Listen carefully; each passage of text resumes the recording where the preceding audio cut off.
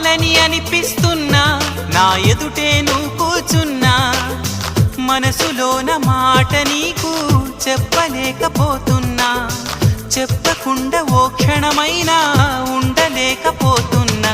ఎలా చెప్పనమ్మా నాలోని ప్రేమని, ఎలా చూపనమ్మా నా ప్రేమను అని.